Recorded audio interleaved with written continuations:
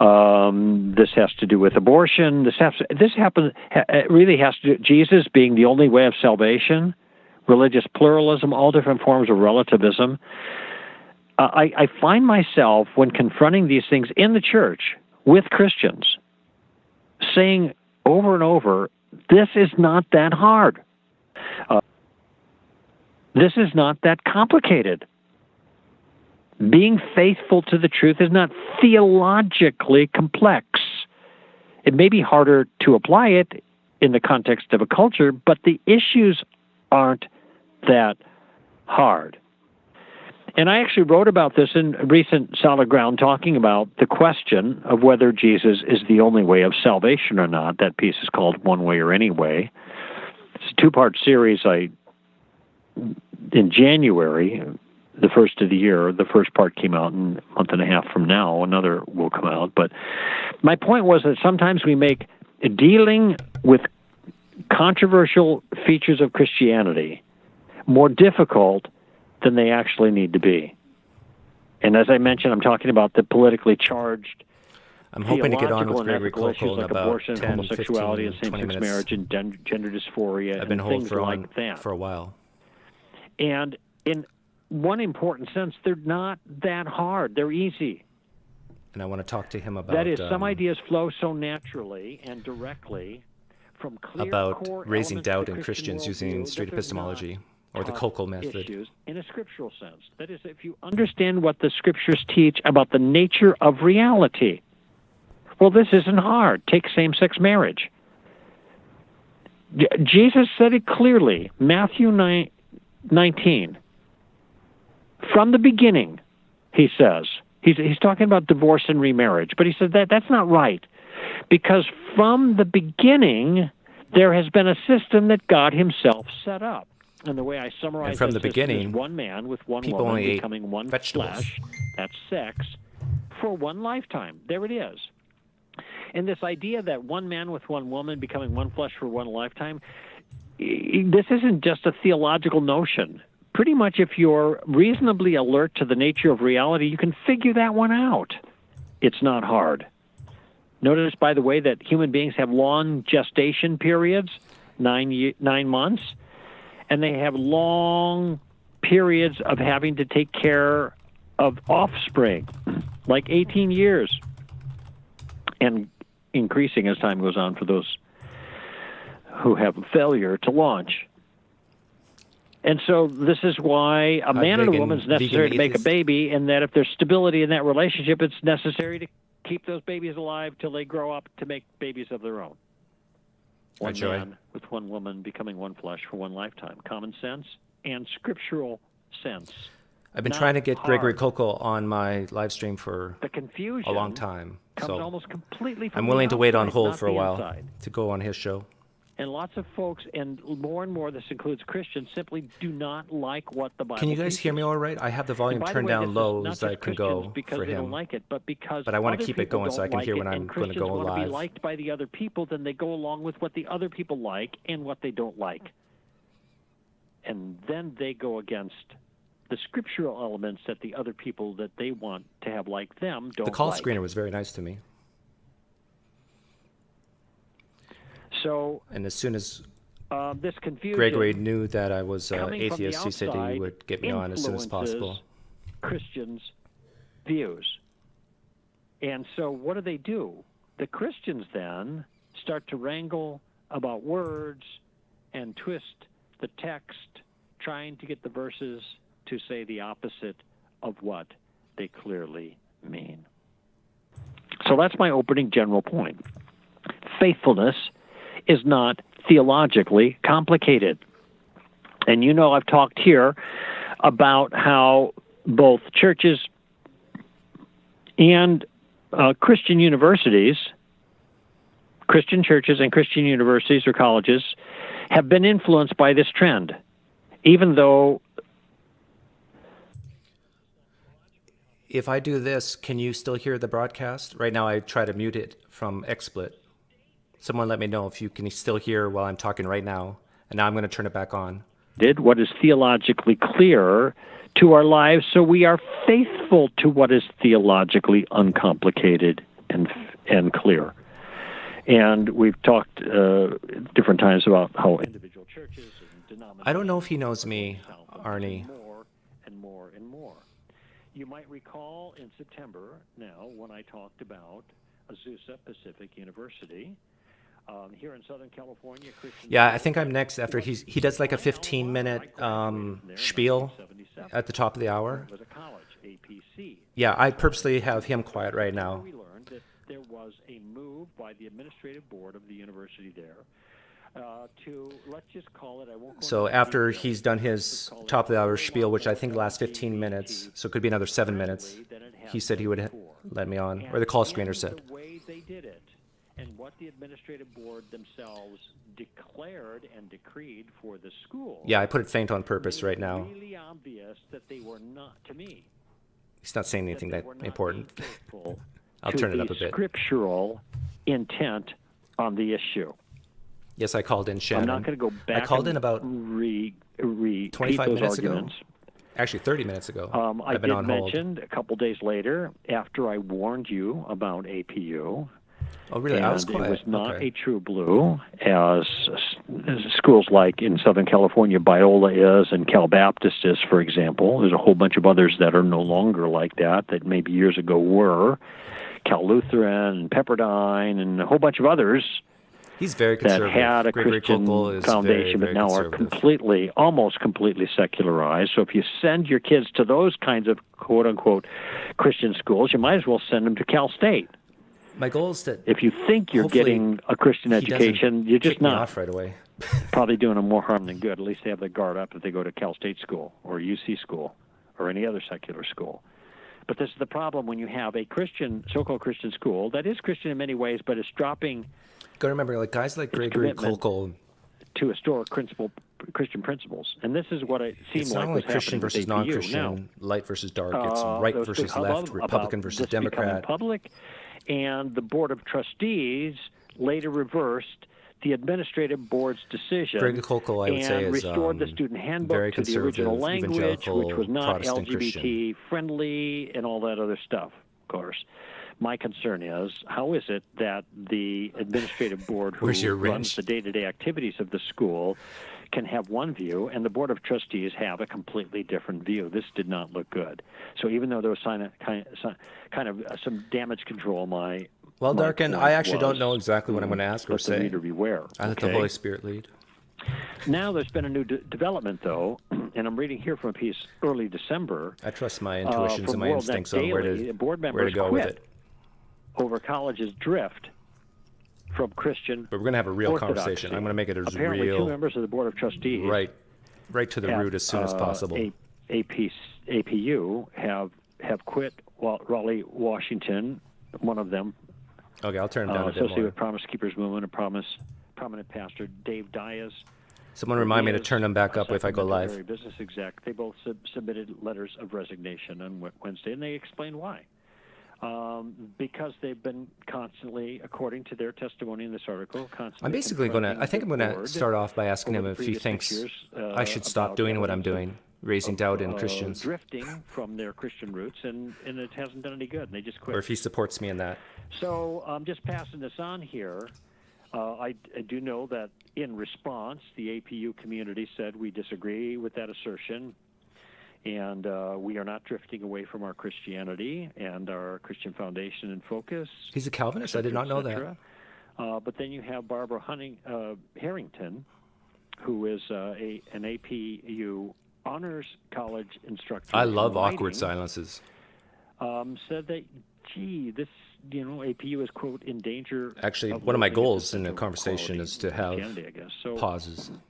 So if I can ask a question where he pauses for 10 seconds or 5 seconds even, Board of Trustees, that I love it's a that. tragedy that's occurring throughout the student body in the last couple of years. I'm citing her now verbatim. It is the most serious and alarming concern that we are observing of late. The pattern we see begins with students coming to APU from trusting Christian families. Now, I'm reading this. Yeah, I think it's going to be, if I was to guess, it could be 8 more minutes, but it could be sooner. It could be in 1 minute. I don't know.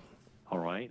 So the words that Barbara Harrington. I have to remember to unmute have my offered here in Skype this connection letter, here when I come on so you can hear me. being cited here in the WorldNet Daily article of December 3rd, I think are the words that describe what's going on in a lot of other places too. And she's talking about the Christian families who trust Christian universities. Shannon, why would he tweet you and not me? I've done like 2 or 3 videos on him. Universities. And she writes, they have a beautiful, if nascent, understanding of themselves as believers, these students. In fact, that are Greg, being entrusted oh, to by the way, university. I think But this they is are true. open, Greg hopeful, Koukl searching for blocked their me niche in on the Twitter. kingdom. Then through certain I just remembered courses, that. particularly in theology, biblical studies, global I'm not studies, 100% and sure social that's true, justice but I think he arenas, blocked me on Twitter the students because are of the exposed to videos I've made of radical him. beliefs that deride and malign traditional biblical Christianity. She writes that the students soon begin to espouse errant ideological trends that leave them isolated from the community, embittered against Christian faith and values, and approaching the world with a raised fist and angry slogans. So I openly like to instead of an antagonize open people? heart and Asking saying, people "Those are questions is strong words," antagonizing but that them? comes from a professor there. So there's more here I'm not going to get Jesus, into. maybe you're not talking to me. She does mention these students gradually become unteachable, and they leave APU in a much worse state than they were in when they arrived. The warning here is broadly about Christian universities and colleges drifting left and doing so Drifting aggressively. left. I've been aware of this from APU for many years now, but I didn't speak anything directly from here because I couldn't just quote Christians rumors, like Gregory but now I Koukl got truly an believe that article if from Christianity WorldNet goes Daily and other down, sources and people on the inside speaking out. the moral fabric of the United States will go down with it. This should be a fair warning for you in whatever Christian school you're considering. Do not be satisfied with simply reading their statement of faith. That is not the final test. The test isn't what the statement says, it's what the teachers teach. Find out whether the statement of faith is a good one. Secondly, whether all the teachers have to affirm the statement of faith. Some Christian schools, Point Loma, I think, is an example of one down in San Diego, doesn't even require their instructors to affirm the faith statement. Okay? I could be mistaken on that, but this is what I've heard from some who've taught down there. In any event, check that out. I'll probably also Do they ask have to them why sign leaving off on Christianity it? is And bad. Finally, is it being taught, upheld in the classroom? Those particular. Let's see how long it takes for him to say the word rather, hell. Is there this trend to be hip? Or and if to he'll be try to cool avoid that word and hell as to much as be, possible? I'm very curious. Part of the progressive movement and embrace these new ideas. Christian universities do not need that. They can talk about the ideas. They Shannon, don't you need to embrace have some non-biblical serenity now. You notions gotta or have a don't let people get conversation you about it. perturbed or emotional. Just I'm not, take I'm the not against abuse. conversing, but we're just having a conversation. That's a code word for embracing. All right? Okay, this could be it. Like I said, faithfulness is not theologically complicated. And when I face situations like this, Oh, good idea, I vegan. mentioned Poof or this drown? earlier today. Maybe it was in I could take up the rest of his episode if he Amy wants when me I was to. doing STR Ask. I'll write that Hashtag down. STR Ask. Mark 15:15. Gregory, do you think I should make T-shirts that say "Poof or Wishing drown"? to satisfy the crowd, Pilate released Barabbas and had Jesus scourged and crucified. Wishing to satisfy the crowd. Once that becomes your Have you ever got on operational Mavotrius? goal, you might not agree with that in principle. Oh no, we're faithful. What you start doing, your actions speak louder than words, is to appease the crowd. It's over with. It's just over with. You know, it just seems to me on a practical basis, the advantage of having some Christian schools. Oh, I still go just carrots being and tried sticks. And true, and not being Gibo drawn flowers. into this stuff, being true blues, is because there are. I might not tons of use the Christian words parents who carrots want or to find sticks, a true but blue to send their kids to. A lot of folks out there that want something. conservative evangelical Christianity True is blues. about heaven and hell. Getting harder and harder to find. All right, let's take a break. Greg Koukl here. Stand to reason. Stay with us.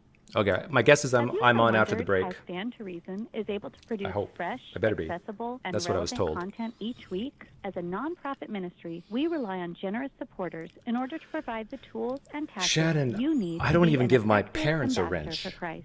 If you've benefited from this podcast or any of our donor-provided resources, Check your including comment apps, up there. Okay. blog posts, articles, or short videos, consider making a financial contribution to Stand to Reason today. When you visit str.org/donate, you'll find a newly renovated transaction page that makes it easier than Okay. ever to Actually, show your financial Jen, if you want, you can support. email It me has been that an before honor I forget. providing you with a host My of email's free in the resources About over the tab past 25 years to help you give voice to the on my Christian channel. worldview. Please help us to continue on into the next 25 years by making a gift today at Yeah, here's the money pitch. str.org/donate.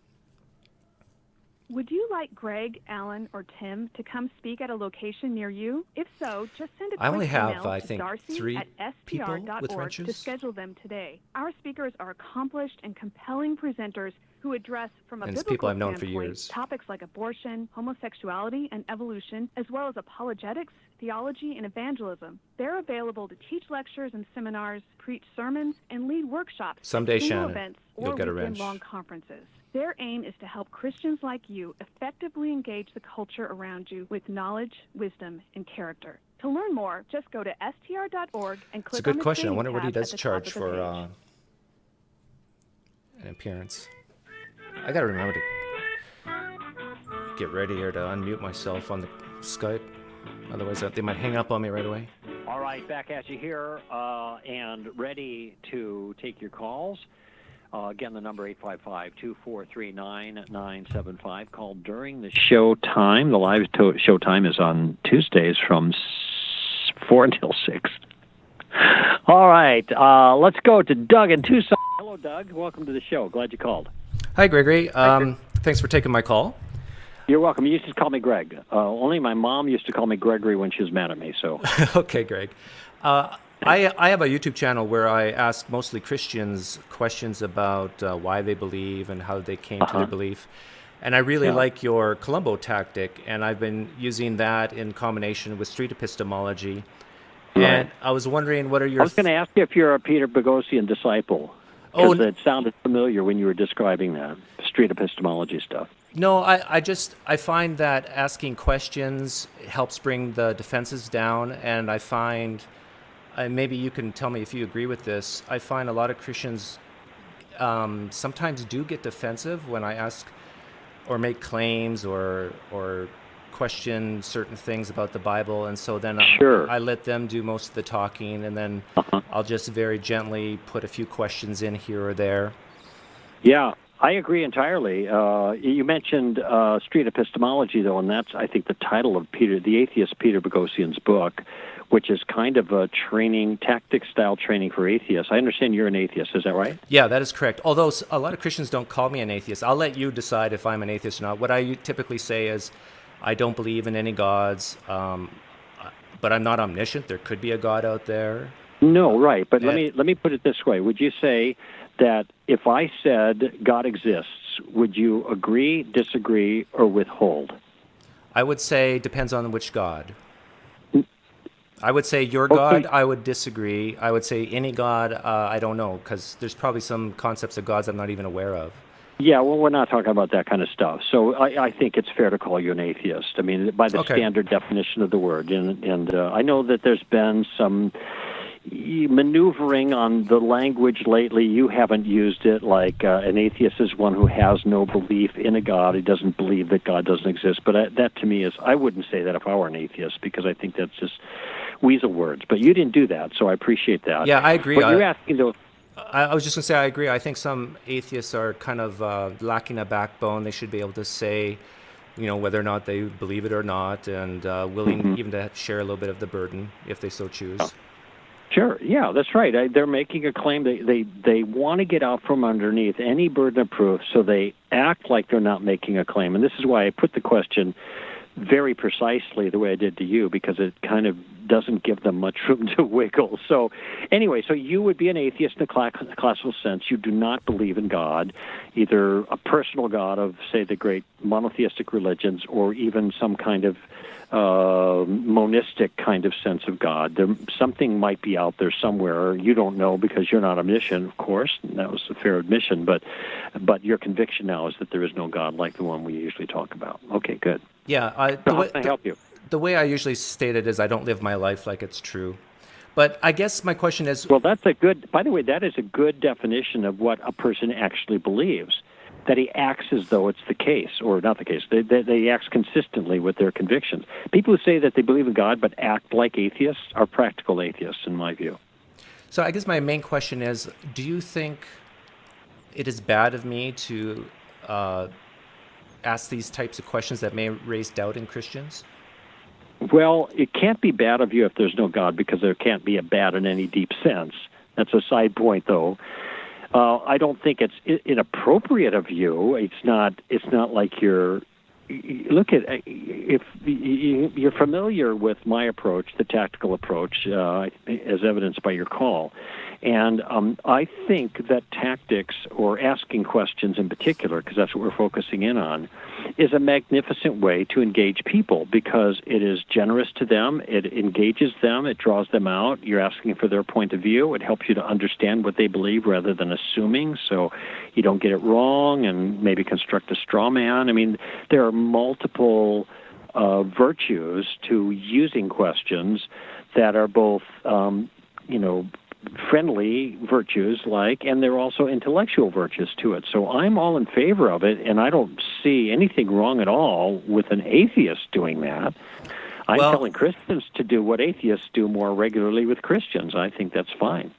But here's the thing, I've been contacted by a young lady, she's in her mid or early 20s, and she contacted me and she said, "Doug, you're part of the reason why I left Christianity." And her parents have cried and are terrified.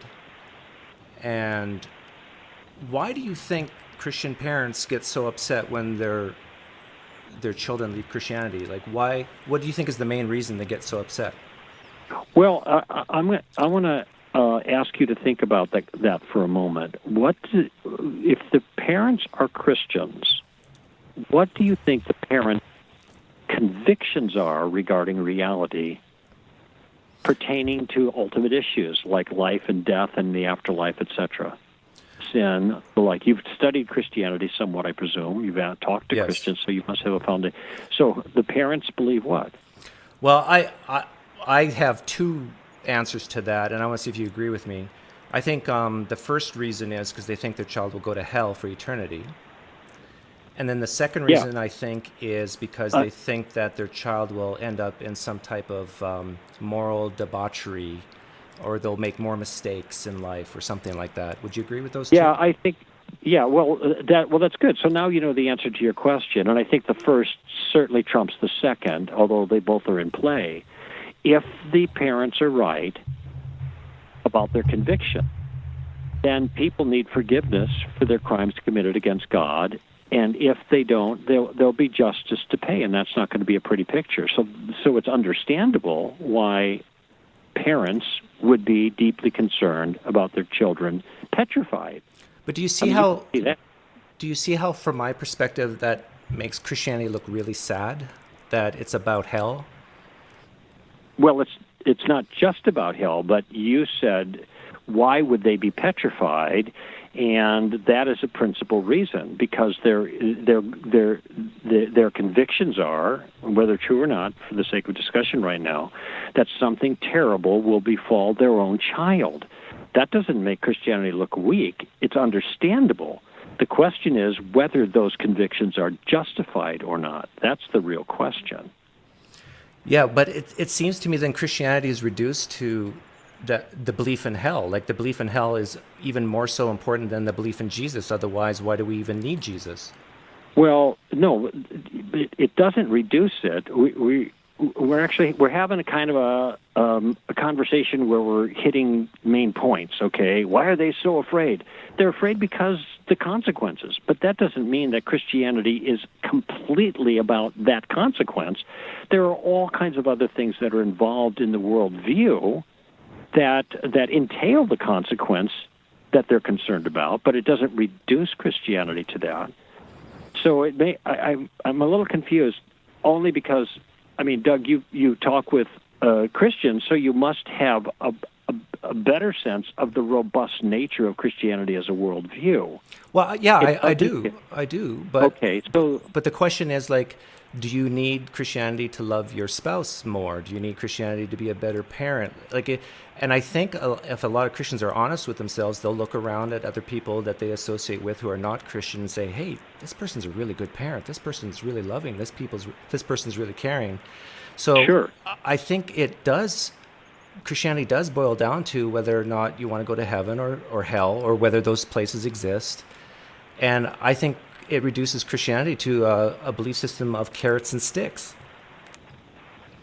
Okay, well, all I could say, and we have limited amount of time to talk about this, but all I could say is that that the Christian worldview is much, much, much more robust than carrots and sticks.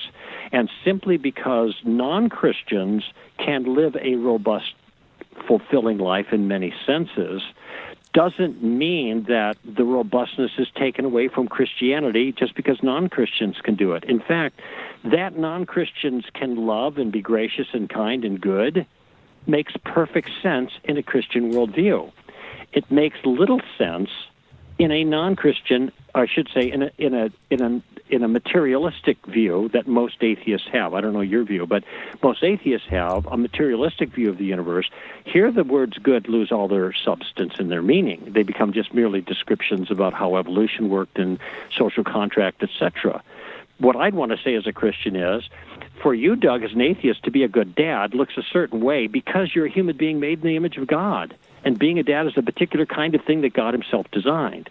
If there is no design, there is no such thing as a good dad. There are just copulating people that reproduce and do things with their kids, but you can't call them good because there's no standard for good or for bad. So what I'm trying to do here is not disabuse you of your own convictions, but I'm trying to speak directly to the charge that Christianity is reduced to carrots and sticks. It's not. It's deep, it's profound, and it's robust. And even though there are carrot and sticks elements to it, that doesn't mean it's simply reduced to that. It entails all of this other stuff as well. Yeah, I agree with you there. But I would also say that people of different religions would probably say something similar, that their religion is robust and it's more than just about an afterlife. And sure, they very well could say that, and that would probably be true of a number of religions. The interesting thing for me, Doug, is that religions can make this claim, but materialists are going to have a hard sense making sense of the claim because their world is empty in terms of the objective qualities of those kinds of things they're making reference to, like morality and goodness and being a good dad, all of these teleological notions, these things that this is the way the world should be, because there is no the way the world should be in a materialistic universe. In religious universes, yes, that makes sense. Now, it does raise the question, well, with competing religious views, how do you know who's right? Well, that's another issue. But I'm just simply saying you've got two kinds of worlds that are presented here, a religious world, I'll just be very general here, or a non-religious materialist world. In a materialist world, the only thing that's going on are events. There's no beauty. Those are all just subjective assessments. There's no beauty in itself. There's no good. There's no bad. There is no meaning. There's no purpose. They're just things that happen. That's why That's do you say that there's no meaning in a world without God? I'm speaking in terms of objective meaning. Okay, so when you say objective meaning, you're meaning God meaning. No, I'm meaning that the universe has a meaning in itself. Meaning is a function of mind.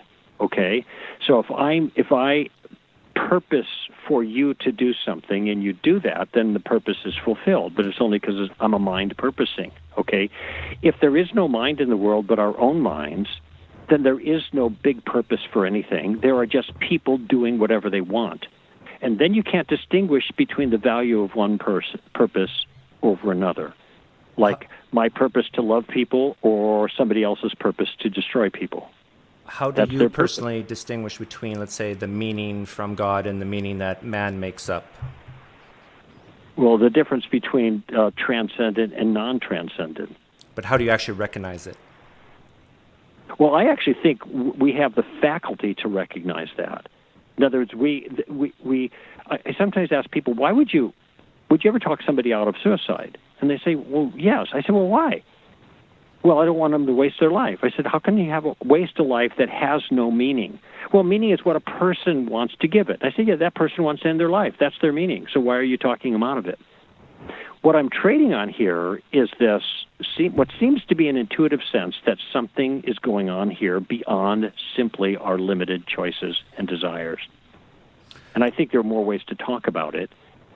C.S. Lewis talked about the argument from desire, etc. But I just think that things are so much bigger than just our individual desires. We're aware of that. Well, that could be true. And that's why people are looking. That could be true, but the question is, how do we figure that out? Like, maybe it's not true and we just desire it so much to be the case. Well, you're right. It might not be true and we just desire it. So someone could ask the question, why do we desire it? C.S. Lewis made the point that we have appetites for things that can be satisfied. We have thirst because thirst can be quenched. We have hunger because there's food to satisfy it. So we get a clue from our hungers that there are satisfactions for these kinds of things. We have a desire for justice, which isn't done in this world, so that ought to be a clue to us that there is a world in which justice is accomplished. That's how his argument goes. Kind of what I'm pointing out to you, Doug, is that there is a way that you can work through trying to answer these questions. You observe the nature of the universe, and you ask, why is the universe like this, and what is the best explanation for why the universe is like this? I've done that, and I've come to the conclusion, like, in order to do that, you have to compare two universes, a universe with a deity and a universe without, and then say, what would we expect to see if there is a deity or not? So what would you say a universe without a deity would look like? There would be no meaning. There would be no morality. There would be no beauty, for example. Okay? There would also be no free will because, I guess if the universe without God, it was just a material universe, if that was the option, then there would be no free will. There'd just be dominoes falling. That's it. But it appears that there's meaning in the universe. It does appear that the universe is chock full of morality, and human beings are aware of it and talk about it all the time. And it does appear that there are purposes for things, that things are designed for functions. And so all of these imply the designer, the purposer, the lawmaker, etc. behind it. Yeah, I get that answer a lot from Christians. But I guess the question is, maybe the theists have it wrong, and what we think is this meaning and purpose derived from a deity is something that evolution has given us to survive. Like someone who believes in an afterlife and might not, kill themselves if they think they're going to go to hell.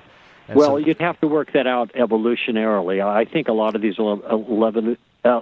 evolutionary stories are just that. They're stories that serve a purpose, but they aren't quantified in the cellular sense at all, in the DNA sense. They're just what they call just so stories. You can always say maybe we're mistaken. What one needs to do, and let me just, we disagree, but I'll give you the last word in a second, but I'll just finish with my thought because I'm coming up to a break here. Okay. And that is, you can always say that we could be mistaken. What you have to do, reasonable people, is you got to go with the odds-on favorite. What does the evidence seem to indicate? And for example, I haven't mentioned this, but the universe coming into existence, it seems to me the odds-on favorite is something outside of the universe caused it, not that it caused itself or there was no cause. So here, that means with that and with a whole bunch of other things, I'm in a pretty good place, inferring from the evidence the existence of God, even though, as you pointed out, I could be mistaken. So go ahead, your final shot or last word, Doug. I've enjoyed the conversation, but I want to give you the last word in our conversation here before I have to go. Well, I appreciate that. And I'll try to speak fast because I know you want to go to a break, but I do find it interesting that you admit that you could be mistaken, because I've talked to a lot of Christians who who think and believe that you should not believe in a God that's probable, but a God that's certain. So it sounds like you believe in a God that is just, in your opinion, highly probable. No, I think that God isn't probable. My beliefs might be probably true. God's not probable. So, anyway, look, the reason I think I could be mistaken about some of these things is I don't know, don't tell anybody this, but I actually have been mistaken on a couple things in the past. Well, I could be wrong too, and there could be a God, and Okay. and maybe someday I'll be a Christian. But I do appreciate you taking my call. Thank you, Doug. I really enjoyed talking with you. Have you ever read The Story of Reality book that I wrote this last year or year before last? No, I've watched a lot of your videos, and I've actually made some critique videos on you. I don't know if you recognize me on PineCreek on YouTube. No, I don't. I'm not a YouTube guy, and unless it's a fishing story or something like that, or how to fix my water heater. So I don't surf the net in any sense. But I'll check around and see about your reputation. But it's good talking to you, and and maybe you can call back again. We'll have a chat. Thanks for calling. Okay, thank you, Greg. All the best.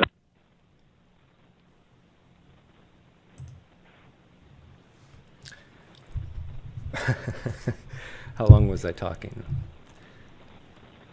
For 15 minutes? 10?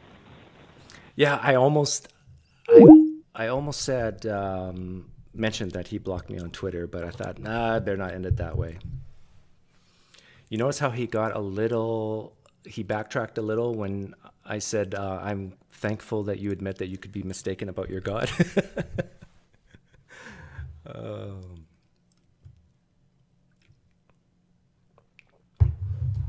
I'm replaying that conversation. Okay, you guys remember what I said, that when a Christian is kind of on the back foot, they will go to the philosophical arguments for God, and that's exactly what Greg Koukl did. And maybe it's not so much he was in the back foot, but because that's where the questions led. But he immediately went to cosmological argument, the argument for objective morality. He went to the theological argument. You notice he went directly to the top level stuff, which any intelligent thinking Christian would say has nothing to do with Christianity. It doesn't say, the Kalam doesn't end with, therefore Jesus rose from the dead. And so it's interesting that when he's talking to a guy like me, he immediately goes to those philosophical arguments, which, I don't think are very persuasive at all.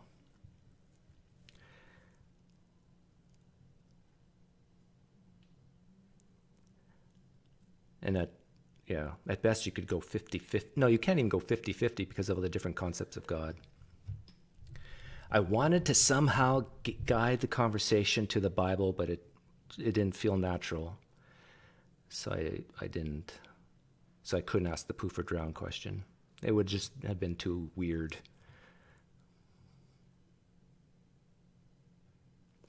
Yeah, Reed, that's probably a good idea. I should have asked him what's the second best way to have meaning. But when I asked him, how would you tell the difference between meaning that humans give themselves and meaning that comes from a deity, what did he say to that?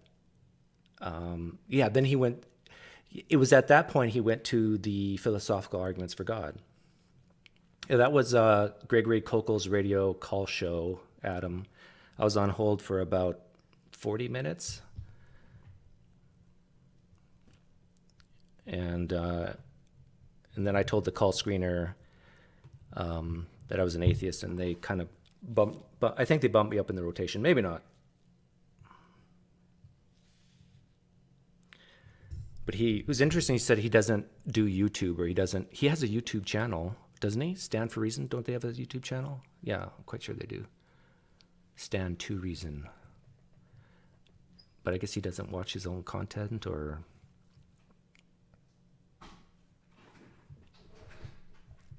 He said we have an inner sense to distinguish.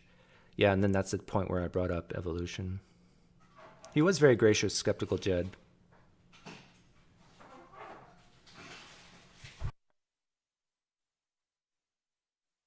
I should have said at I should have told him that I haven't even read Peter Boghossian's book.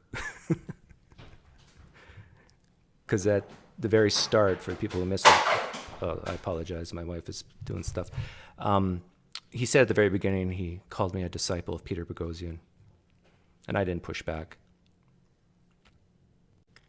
Is there a video, Doug, of just talking about his deconversion? Oh, of my deconversion? I have a couple of videos where I talk about that, but I should make a single video on it. Oh yes, Pelagia, I saw that. I didn't watch it yet, but I saw that Shannon had made a video on one of his colleagues. What's his name? The guy with the beard? I think Tim or someone. Oh yeah, Tim Barnett, who I think is affiliated with Greg Koukl, has a video of me praising him because I praised him in a video saying that he did a good job role-playing as an atheist. And so he used me. I should have mentioned that to the call screener. I might have got on sooner. So Tim Barnett used me as a way to say, hey, fellow Christians, look at, I understand the atheist. So if you go out to Stand to Reason's website, you'll see there's a video of me on there.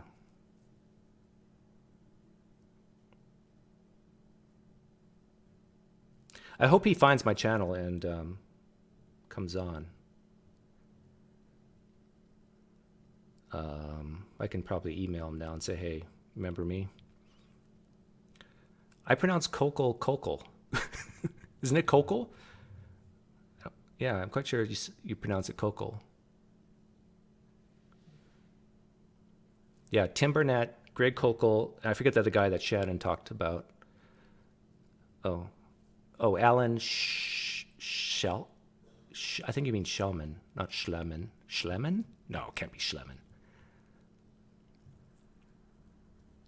It was a cavalcade of homophobic pseudoscience.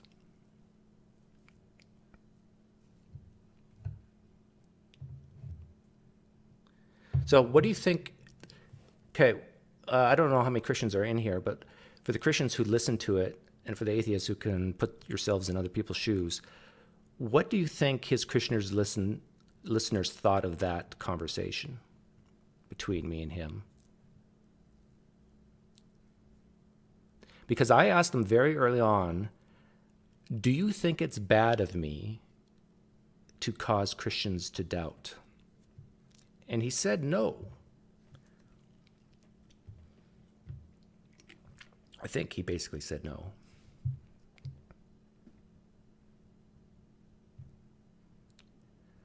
But I have this recorded so I can play it back. And if that's true, if he said, it's okay, then I can use that to other Christians saying, hey, Greg Koukl said it's okay for me to raise doubt in Christians.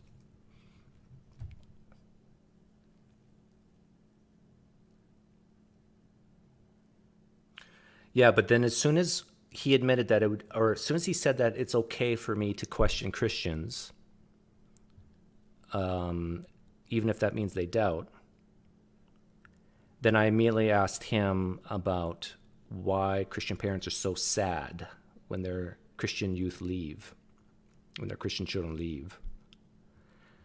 And instead of answering, he asked me, well, why do you think? And of course, I know the answer. But I wanted him to say it, but he didn't want to say it. So, isn't that interesting? It's what I predicted, that he wouldn't just come out and say, well, Doug, it's because they don't want their kids to go into hell. He wanted me to say it. But he agreed to it in all fairness. But I don't think he ever actually said the word hell.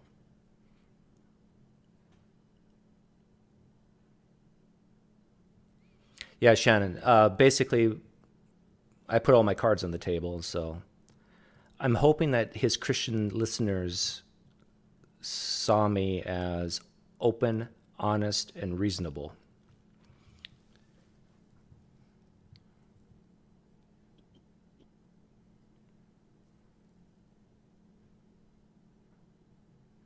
Yeah, I agree. He was consistent in allowing atheists to apply his own techniques against Christians.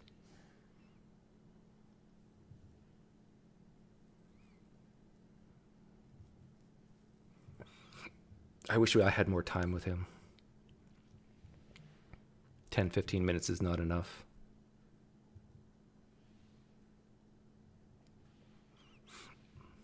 You wonder if he would have answered different in another environment? I don't know. Well, Miles, that's exactly where I was going. Actually, I do think this will resonate with some Christian followers of Greg Koukl when I said that the belief in hell seems more important than the belief in Jesus, because if there is no hell, there's no need for Jesus. And then he immediately went into, well, Christianity is more robust than that, but really not. I mean, do you really need Jesus to be a good person? To treat your fellow man well? To not murder? No, you don't. You only need Jesus to avoid hell and go to heaven.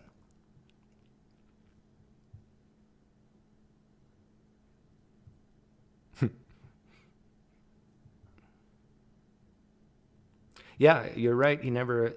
But during the commercials, since I was on hold for 40 minutes, I got to hear all the commercials, and I noticed right away one of the commercials was.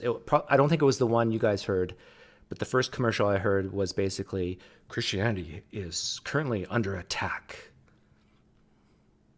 There's that word again, attack. Doug, for Protestants, that's exactly true. I would say evangelical Protestants, the more mainline Protestants, not so much. But yeah, evangelical Christians like Greg Koukl, yeah, heaven and hell. Earth is just a doormat to the eternal life. So if it's just the speck in the eye, just a doormat, then I don't know how a Christian can say that Christianity isn't about carrots and sticks. If life is so short, which it is, and eternal life is forever, which they believe it is, then really that's what it's all about, or 99%.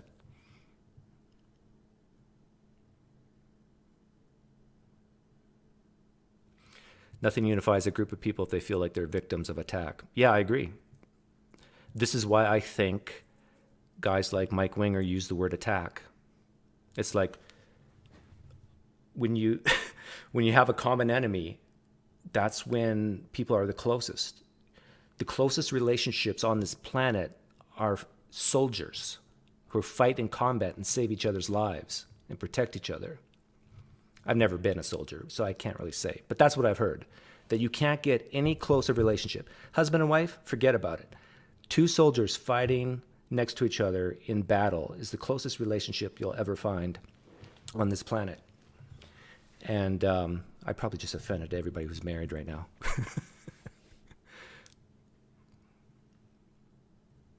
So yeah, the way to bring closeness in a community is to have a common enemy.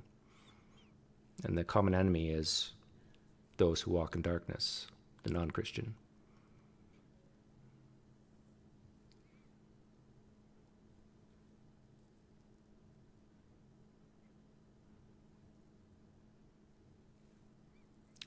You were a soldier, Jesus?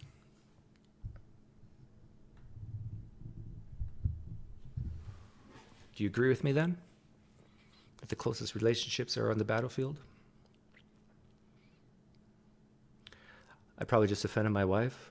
Well, she was walking in and out through this. You probably heard her in the background. She's gone now, but...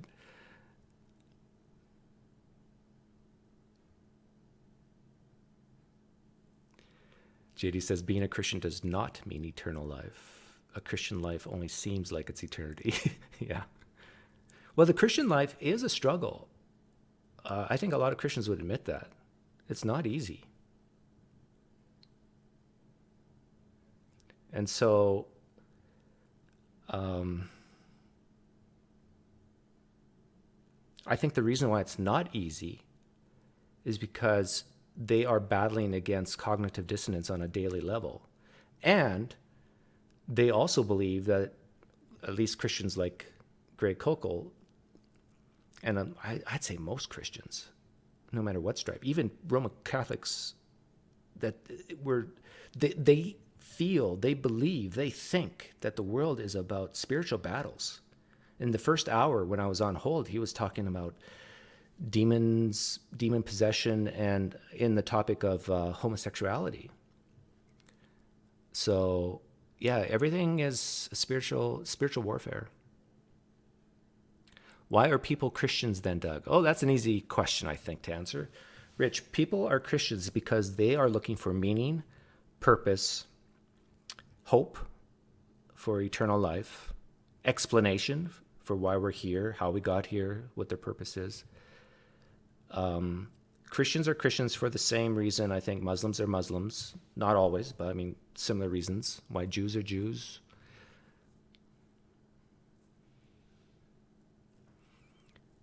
I think, and I've said this before, I do think, in a way, atheists are a little bit freaks of nature. And I don't know if this is because of personality types or genetic coding, but if someone can actually live on this planet in a productive way without what's, I think, obvious to me that has been, that has evolved, this idea of the unseen silverback gorilla in the sky. Boy, I shouldn't have said that. But you know how the gorillas, is it gorillas or apes? They have the silverback gorilla is sort of like the king of the tribe. And I think for many Homo sapiens, the silverback is a deity.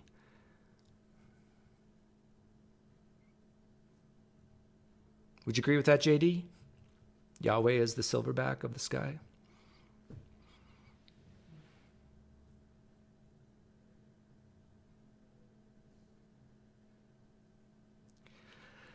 Yeah, vegan atheists, there's a lot of people who, when they hear creaks in the night, they think demons. When they see mental illness, they think demons.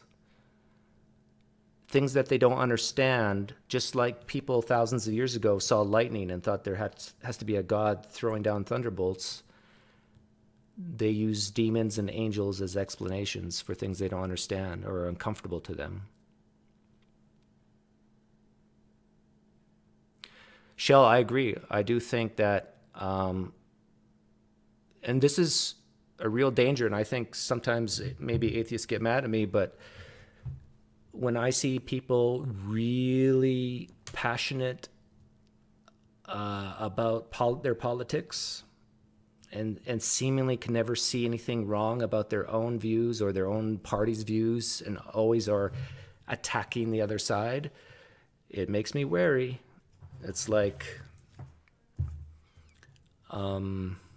have atheists replaced religion with social justice, or I see there's a person named veganism. You know, this sense of now I'm not saying this is bad, hear me out, but you have to be careful that you're thinking critically and being open to being wrong on things when you take really hard stands against certain political things and so forth.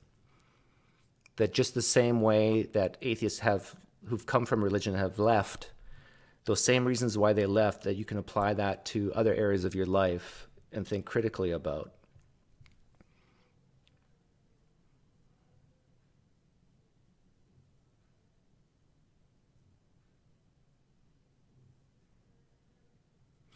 Yeah, the problem of evil, I think, is... I don't say the problem of evil is a good reason to say that there's no God, because you could say that there could be a God and it's an evil God. Then the problem is the problem of good. But I think the problem of evil is a problem for the Judeo-Christian God, because from their worldview, there's obviously sin. And if that God did not create anything, there would be no sin. And yet he chose to create, knowing there would be sin, even predicting there would be sin. You cannot serve two masters. Atheism leads one open to human rulers, dethrone God, and humans will take his place. Franklin, you could be right, but why is that bad? Why is it bad to dethrone God? Why is it bad to dethrone God? Maybe humans are better than him on some things. So yeah, I can just tell that the just me saying that doesn't sit well with a lot of Christians. But I get this impression, Franklin, that you're happy to be a slave to this deity, and that you really truly fear him, that you think if you make him too sad or too mad, that he could snuff you out. This is scary to me. Doug, I've never understood that when you bring that up. When I bring what up, Eric? The idea of making other things a religion?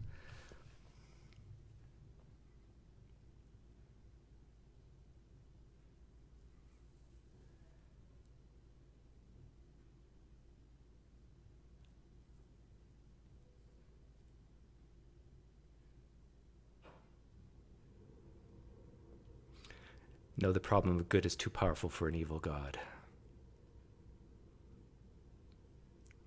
You know, I struggle with this, Eric. I really, really do. I think there's probably 30% of the human population that need a belief in a deity to survive. Maybe I'm wrong. I don't know. But if I'm right about that, I guess maybe I am a bad person if I'm causing those people to doubt. But then there are probably a greater percentage who are struggling in their life, and needlessly so. And I'm here to help those people, to say that it's okay to doubt. It's okay to let it go. But guys like Franklin in the chat's going to say, no, you can't let it go. You can't leave Christianity because you're going to spend eternity in hell. And that's what it boils down to. People are more risk adverse than reward seeking. So I think it's more issue of hell than it is heaven.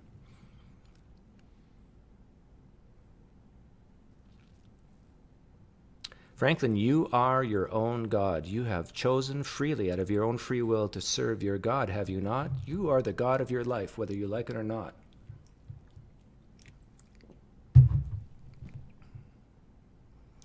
Even by saying you've submitted yourself to Jesus, you've made God in your own life. This is why there's Calvinists, Franklin. Okay, see you around, JD. Thanks for hanging out.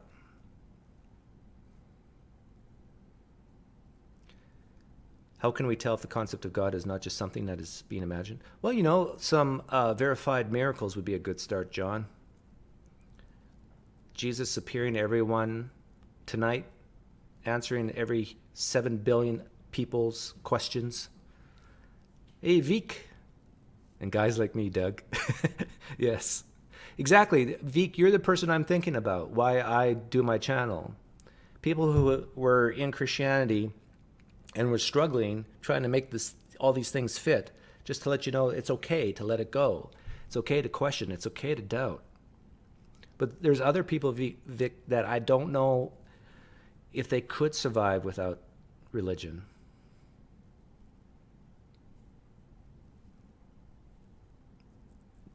I think there could be a lot of people who would just kill themselves.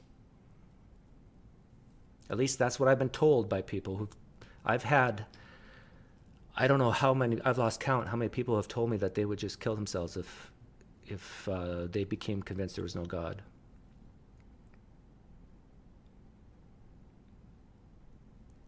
Why are there Calvinists? Explain a little. Why did I mention Calvinism? Oh, yeah. Franklin was saying that it's you either make God the God of your life or the God on high. If you're an atheist, if you're a non-believer, you've made yourself God. And I was just saying, Jesus, I was saying to Franklin that just by Franklin submitting himself to Christianity, to Jesus, he has made himself God by using his free will to choose to submit to this deity, to follow this deity's rules. He has made himself God by giving certain things up. And this is why there's Calvinists, because Calvinists don't believe that. Hardcore Calvinists don't even believe in free will. Like Sai Ten, he's on record saying he doesn't believe in free will. At least not the hard definition of free will.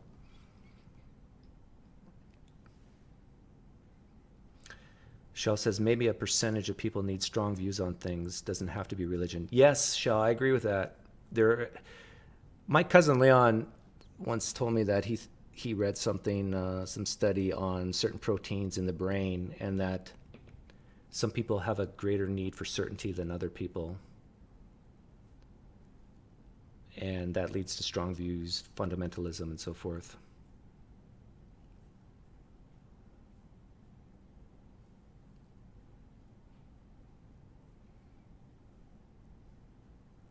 So I don't know. I do what I do because I imagine myself when I was in my early 20s and wishing there was a guy like me asking my younger self these types of questions, encouraging me to think a little.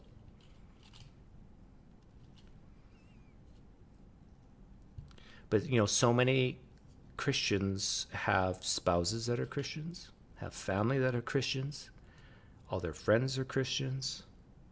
To just even doubt a little bit, to even ask the wrong questions at the wrong time, could cause their whole social life in an upheaval. It did mine. It's one of those things, it's not like they say, I'm no longer going to be your friend, but the relationships just fizzle, right? Because you have nothing in common anymore. I used to go to Monday night men's group thing in restaurants. And they would say things that, Shannon, if you're still in the live chat, that would make you scream. And I just had to oftentimes just sit there and bite my tongue. And one time, okay, you want to hear a story? We were talking about liberal scholarship, and I was questioning one of my friends about certain things in the Bible. And I think I made the comment about, well, what if liberal scholarship is actually right, though, on some of these things? And I'm serious. My Christian friend, who I knew for many years, stood up, and I thought he was going to hit me. This was a men's group, Christian men's group, on a Monday night, and I thought I was going to get punched in the face by my friend because I dare question the validity of the New Testament, of the Bible. Like, the passions run so high, the need to believe this is so great that some people will kill you for it. Oh, now this video is demonetized. You're welcome, YouTube.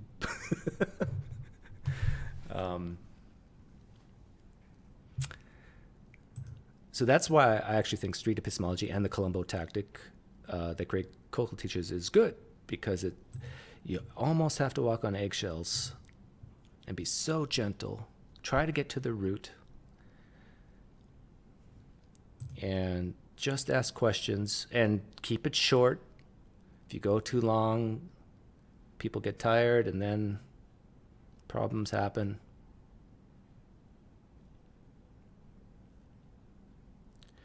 What did he do when he stood up? Well, he basically got in my face. So when he stood up, then I kind of stood up and backed off. He got in my face, and then this was years and years ago, probably a decade ago. And then one of my friends stood up and kind of stood in between us a little bit. And he said something to me, saying something about, doubting and questioning God, and probably used the word mock, and just left. I don't even think he even paid his bill. I think we had to pay his bill.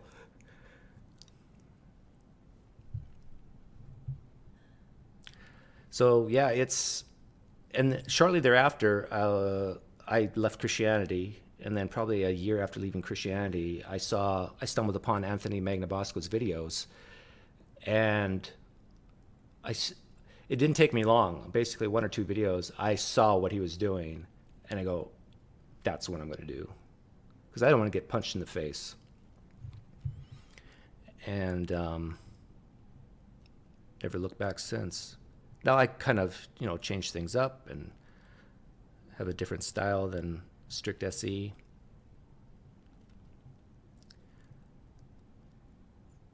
But you just can't say to someone with a deeply held belief, you're wrong, you're crazy, if you expect to have a civil conversation. Now, if you just want to ridicule them to make yourself feel good, then that's the way to do it. But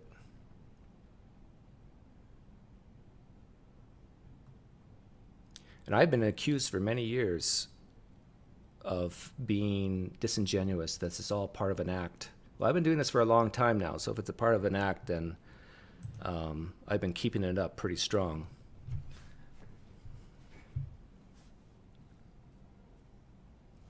What version of Christian were you at that point? I was born and raised Mennonite, which is very conservative Christian. I delved into, basically, I went to a Pentecostal church because of a girl who's now my wife. Left that. I've been in almost every denomination of Protestant evangelical Christianity. But at that point in my life, I basically was leaning towards deism for the same reasons that Greg Koukl was talking about. Like those philosophical reasons, thought, there just has to be, it makes more sense, right? And then here's the thing. I remember talking to atheists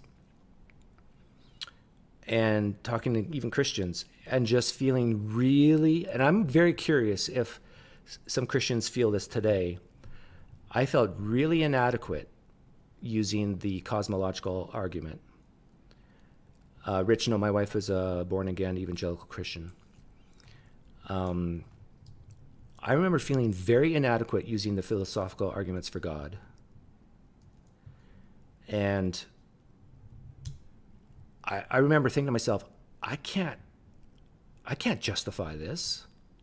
Sure, it could be true, but no, there's no way that I can say that our universe had a beginning and therefore God.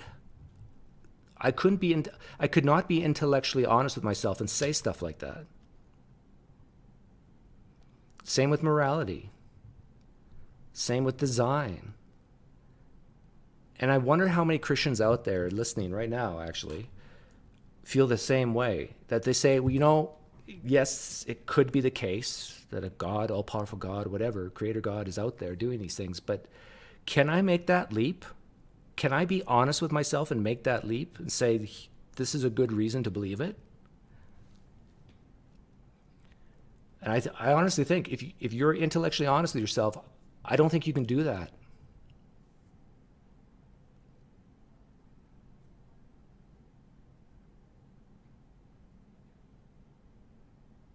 I don't think you can be intellectually honest with yourself and say, because of design, because of the moral argument, because of first cause, therefore God. I know I don't know, maybe they can justify it in their head, but no, my wife is not an atheist. We don't talk about these things. She just overhears me when I'm live streaming. In the early days when I was live streaming or on Blab, I would stop myself if my wife came in earshot and kind of tone it down, but now I don't. I just speak my mind.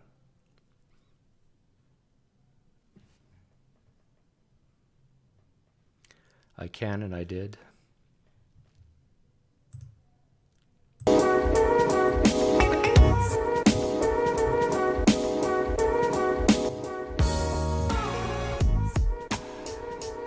Oh, Greg Koukl asked me about materialism today when I went on the show. he assumed I was a materialist. I actually didn't even get a chance to explain my position there, but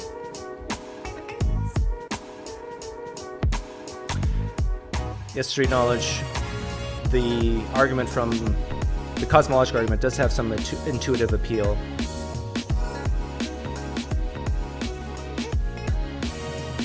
See you, Miles.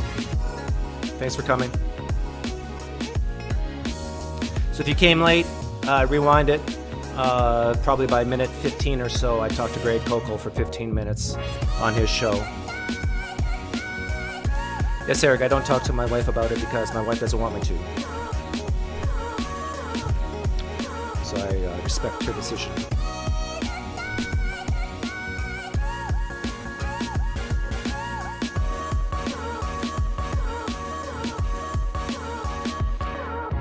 I'm a Christian because atheism is stupid, bottom line.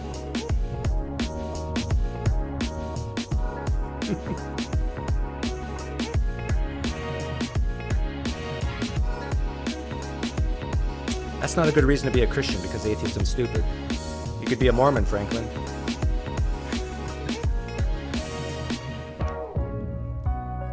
I'm too rational for you? I hope not.